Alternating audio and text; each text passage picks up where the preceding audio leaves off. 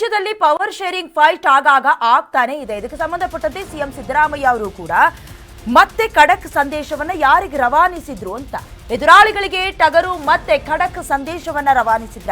Power sharing fight ನಡುವೆ Siddu message ಅನ್ನ ರವಾನಿಸಿದ ಯಾರಿಗೆ, ನಾನು ಈ ಹಿಂದೆ 5 ವರ್ಷ ಸಿಎಂ ಆಗಿ ಮುಂದುವರಿತೀನಿ ಅಂತ ಕೂಡ ಹೇಳ್ಕೊಂಡಿದ್ರು ಸಿದ್ದರಾಮಯ್ಯ ಅವರು.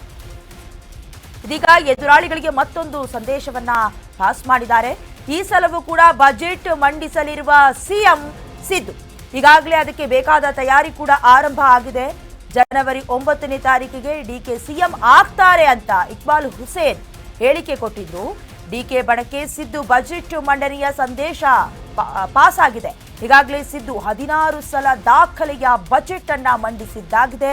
17ನೇ ಬಾರಿಗೆ ಬಜೆಟ್ ಮಂಡನೆಯತ್ತ ಸಿದ್ದು ಪಕ್ಕಾ ಲೆಕ್ಕ ಹಾಕ್ತಿದ್ದಾರೆ.